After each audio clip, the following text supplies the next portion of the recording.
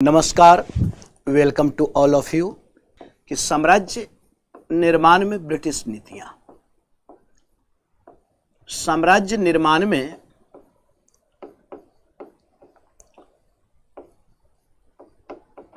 British नीतियां, British नीतियां, साम्राज्य निर्माण में ब्रिटिश नीतियां, साम्राज्य निर्माण में ब्रिटिश नीतियां, यही आज का हम लोग का टॉपिक भी है।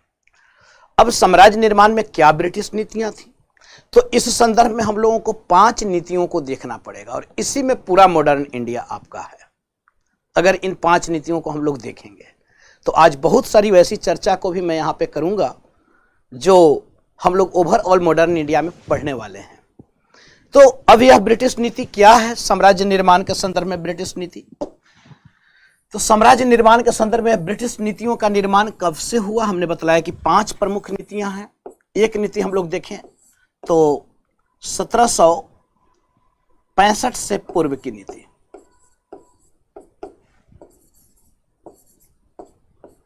1765 से पूर्व की नीति, यानी 1765 हमने इसलिए क्योंकि तब तक प्लासी और बक्सर का युद्ध हो चुका था और इलाहाबाद की संधि होती है, तो उसके पूर्व की नीति क्या थी। एक दूसरी नीति हम लोग देखेंगे तो वह 1765 से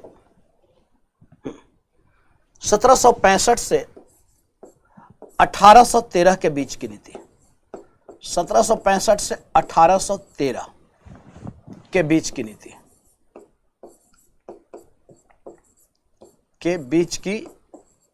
नीति, तो एक तो हम लोग यहां देखेंगे। तीसरी जो नीति है वह आपको 1813 से लेकर और 1857 तक, 1813 से 1857 तक की नीति, तो यह 3 नीति है। और उसके बाद चौथी जो नीति है वह आपको 1857 से 1935 तक की नीति को हम लोग देखेंगे, यानी 1857 से 1935। और 5वीं जो नीति है वह 1935 से 1947। तो हम लोग यहां 47 तक को समझ पाएंगे, आजादी तक के। इसलिए मैंने बताया कि आज हम लोग ओवरऑल बहुत सारी चीजों को जानने वाले हैं। अब यहां पे आप देखें तो 1765 से पूर्व की जो नीति थी वह नीति क्या थी, किस प्रकार की नीति थी। तो 1765 से पूर्व की नीति आप देखते हो तो यहाँ पे क्या है, यहाँ पे आपको जो कंपनी है ईस्ट इंडिया कंपनी, वह आपको समानता के लिए संघर्ष करती नजर आएगी। समानता के लिए संघर्ष, हमने बताया कि इनका मुख्य उद्देश्य व्यापार करना था पूर्व के देशों के साथ, इसलिए 1599 में 80 सदस्यीय व्यापारिक कंपनी स्थापित की गई थी।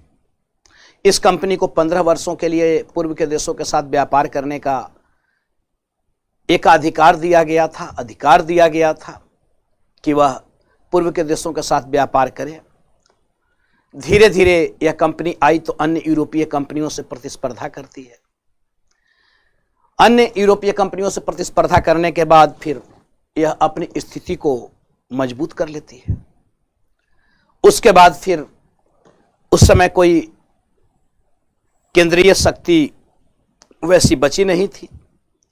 सभी राज्य जो थे वे आपस में एक दूसरे के प्रतिद्वंदी थे और उसी प्रतिद्वंदिता में यह भी कूद पड़ते हैं।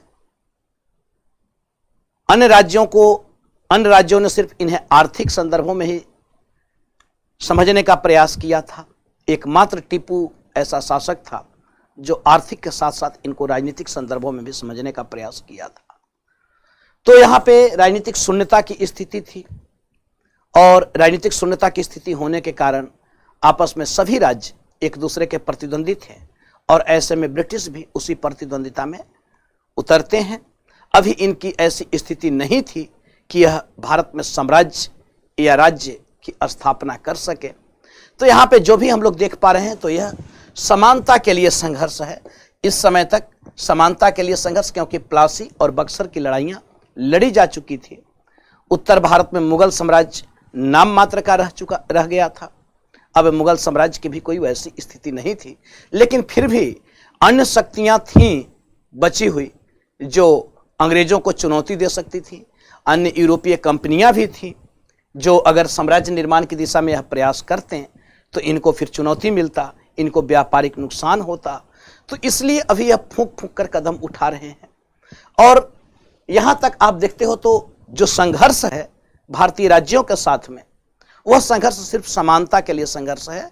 यहाँ पे आर्थिक रियायत प्राप्त करना, राजनीतिक मामलों में हस्तक्षेप करना, ये सारी चीजें इसीलिए की जा रही है। जैसे 1757 में आप देखते हो प्लासी में सत्ता परिवर्तन किया जा रहा है। उसके बाद फिर 1764 में बक्सर का जो युद्ध लड़ा जा रहा है, बक्सर के युद्ध लड़ने के बाद फिर किस प्रकार से इलाहाबाद की संधि की जा रही है। और उसके बावजूद भी जब द्वैध शासन लागू किया जा रहा है तो द्वैध शासन लागू करने पर भी यहाँ पे कोई डायरेक्ट अभी इनके द्वारा हस्तक्षेप नहीं किया जा रहा है, बल्कि अहस्तक्षेप की नीति का यह पालन कर रहे हैं। इनडायरेक्ट रूप से अभी भारतीयों को ही शासन सौंपे हुए हैं और यह सिर्फ राजनीतिक रियायत प्राप्त कर रहे हैं, यह सिर्फ आर्थिक रियायत प्राप्त कर रहे हैं। तो इस प्रकार से अभी तक इनका यही उद्देश्य था। लेकिन 1765 के बाद हम लोग देखते हैं जब इलाहाबाद बक्सर का युद्ध होता है और इलाहाबाद की संधि होती है, तो यहां से अब इनकी जो नीति है वह नीति भी बड़ा अचानक से परिवर्तित होता है। यह नीति परिवर्तित होता है क्योंकि बंगाल को इन्होंने जीत लिया। और बंगाल ही नहीं, बंगाल बिहार तक इनकी जीत हो चुकी थी। बंगाल बिहार उत्तर प्रदेश के कुछ क्षेत्रों तक ये जीत प्राप्त कर चुके थे, लेकिन डायरेक्ट सत्ता अपने हाथों में नहीं रखे हुए थे।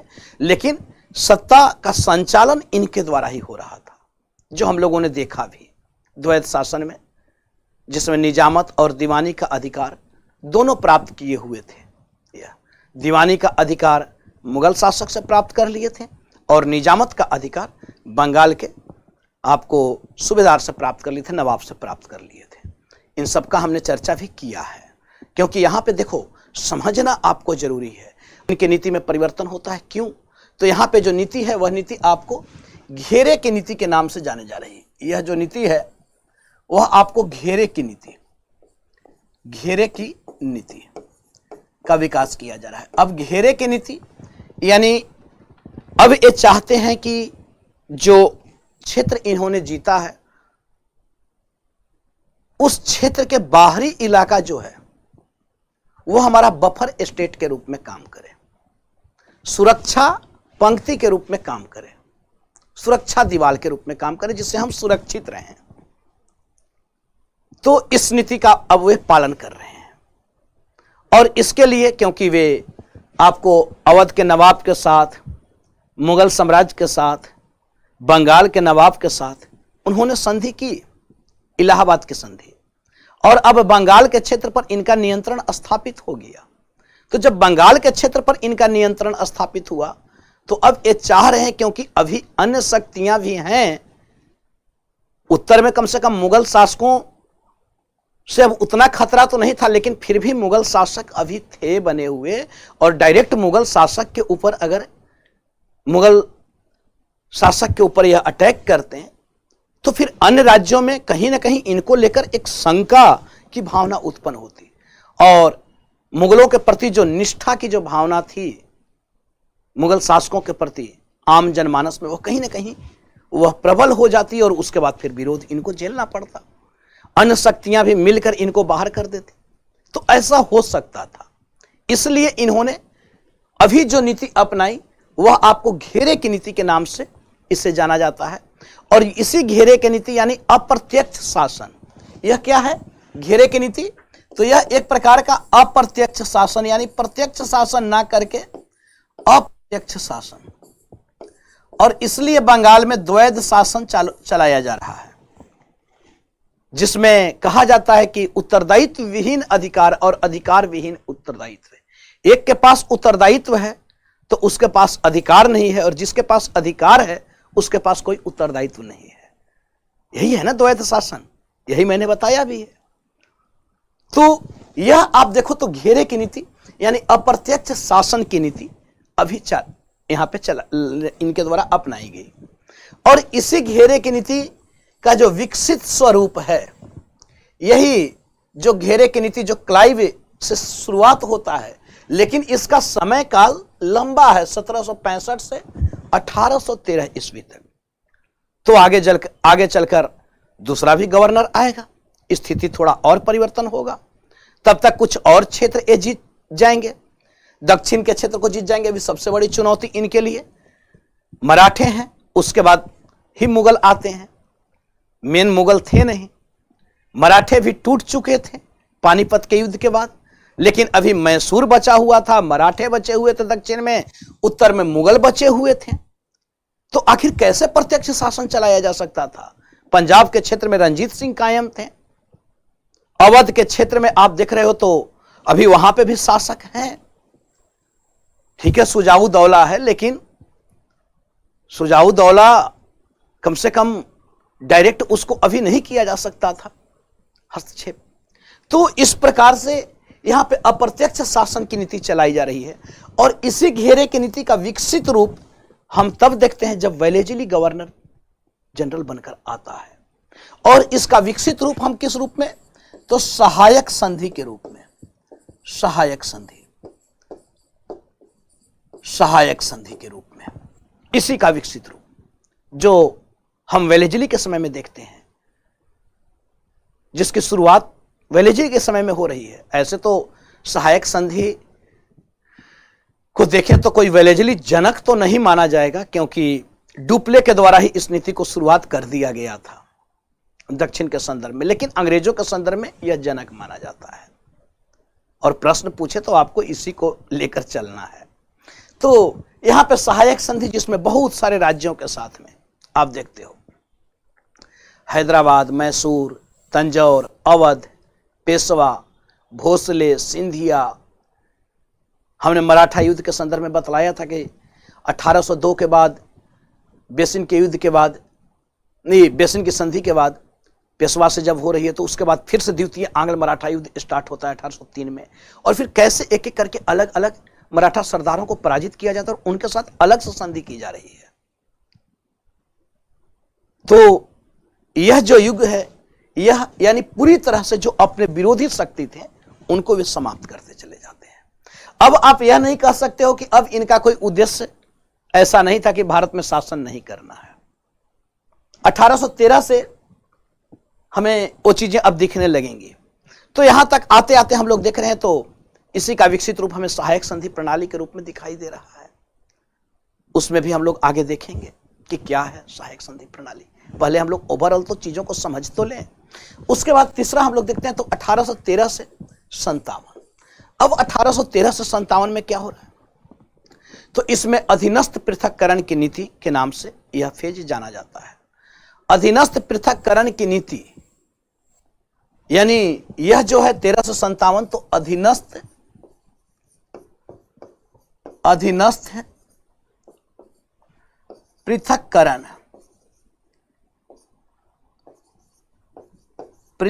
की नीति, अधीनस्थ पृथक्करण की नीति। अब यह अधीनस्थ पृथक्करण की नीति क्या है? अब आपके मन में यह प्रश्न उठ रहा होगा कि यह अधीनस्थ पृथक्करण की नीति क्या है। तो इस नीति को आप देखो तो 1813 के बाद बहुत सारे रीजन हैं जिसके कारण अब अंग्रेजों को इस नीति को विकसित करना पड़ रहा है। यानी यह जहां अप्रत्यक्ष शासन है इस समय तक, तो इसमें अब क्या होगा? प्रत्यक्ष शासन, प्रत्यक्ष शासन। और वह प्रत्यक्ष शासन चाहे किसी भी रूप में हो, अब वो प्रत्यक्ष शासन होना चाहिए। और प्रत्यक्ष शासन तभी होगा जब ब्रिटिश साम्राज्य का प्रसार होगा। अब बंगाल तक ही नहीं बल्कि साम्राज्य का प्रसार बड़े स्तर पर होना चाहिए। और इसके लिए अलग अलग नीति अपनाई जाएगी, जिसमें युद्ध के द्वारा भी कुछ शासकों पर कुशासन के आरोप लगाकर, तो वहीं कुछ राज्यों के ऊपर व्यपगत के सिद्धांत के तहत। तो यहां पे हम लोग जो देखें तो अब प्रत्यक्ष नियंत्रण यहां पे हर स्तर पर कैसे कैसे, तो युद्ध के द्वारा भी प्रत्यक्ष नियंत्रण, युद्ध के द्वारा भी प्रत्यक्ष नियंत्रण, इसके साथ साथ हमने बताया कि कुशासन के आधार पर भी कि भाई आप शासन व्यवस्था को सही से संचालित नहीं कर पा रहे हो, इसलिए इसे ब्रिटिश साम्राज्य में मिलाया जाएगा। और तीसरा, इसी में आपको व्यपगत सिद्धांत के तहत भी बहुत बड़े क्षेत्र को ब्रिटिश साम्राज्य में मिलाया जाएगा और प्रत्यक्ष शासन व्यवस्था को स्थापित किया जाएगा। अब यह जो प्रत्यक्ष शासन व्यवस्था है, यह प्रत्यक्ष शासन व्यवस्था क्यों आखिर ऐसा ब्रिटिश करने के लिए मजबूर हुए? तो एक तो आप देखो तो 1813 में चार्टर एक्ट आता है और 1813 के चार्टर एक्ट के द्वारा कंपनी का जो व्यापारिक एकाधिकार था वह समाप्त कर दिया जाता है। व्यापारिक एकाधिकार 1813 के चार्टर एक्ट के द्वारा, लेकिन उसमें चीन के साथ व्यापार और चाय के व्यापार का जो एकाधिकार था वह बचा रहता है। लेकिन कंपनी अभी तक क्या था कि सिर्फ ईस्ट इंडिया कंपनी, जबकि उसमें और भी 3 कंपनियां जुड़ी हुई थी, उसको मिलाकर ईस्ट इंडिया कंपनी का निर्माण किया गया था। वह हमने बताया है इसके पहले के लेक्चर में। तो उन सभी कंपनियों को मिलाकर ईस्ट इंडिया कंपनी का निर्माण किया गया था और इसमें था कि सिर्फ पूर्व के देशों के साथ वही कंपनी आपको व्यापार करेगी। लेकिन अब यूरोप में क्या हुआ कि औद्योगिक क्रांति का असर दिखने लगा था, विशेषकर ब्रिटेन में। और औद्योगिक क्रांति का असर दिखने लगा तो एक सशक्त मध्यम वर्ग का उद्भव हुआ, और जब मध्यम वर्ग का उद्भव हुआ तो उसने फिर अपनी मांगे मांगनी शुरू की।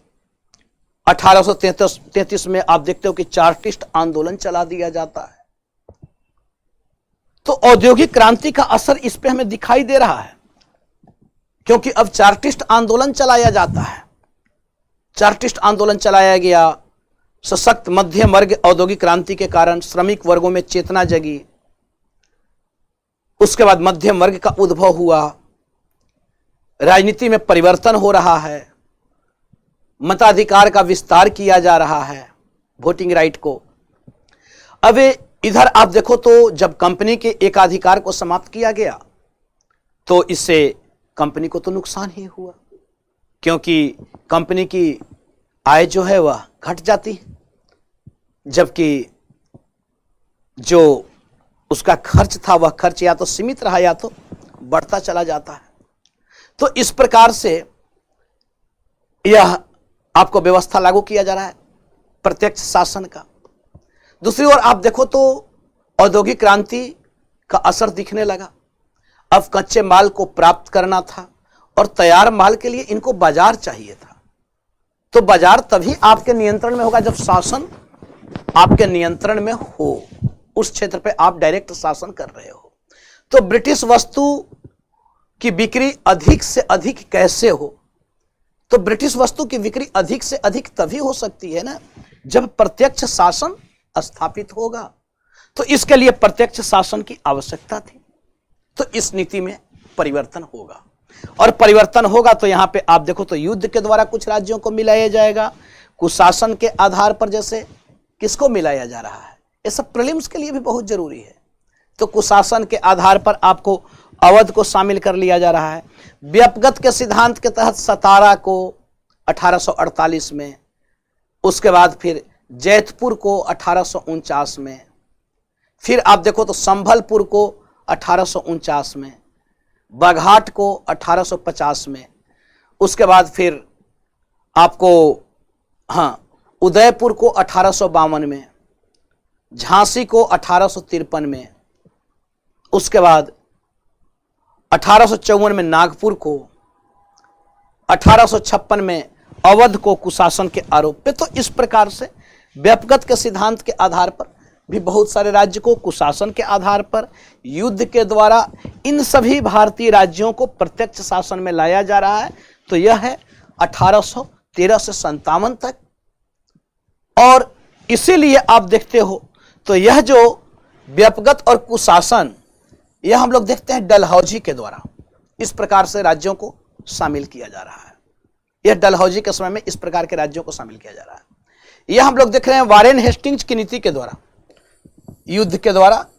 तो इस नीति को किसने, तो Warren Hastings, Warren Hastings, Warren Hastings. और इस नीति को किसने, डलहौजी। और इसी नीति के कारण फिर क्या हो रहा है, 1857 की क्रांति। अब जब 1857 की क्रांति हुई तो इनको फिर से नीति में परिवर्तन करना पड़ा, क्योंकि वह तो ऐसी क्रांति थी, लगा कि जैसे यहां से अंग्रेजों को भगाकर ही अब लोग मानेंगे। तो 1857 से 1937 तक अब एक नई नीति हमें दिखाई देती है, और वह नीति है अधीनस्थ संघ की नीति। यह नीति क्या है, तो यह नीति है अधीनस्थ संघ की नीति। अधीनस्थ संघ की नीति, संघ की नीति, ठीक, अधीनस्थ संघ की नीति। अब यह नीति क्या था,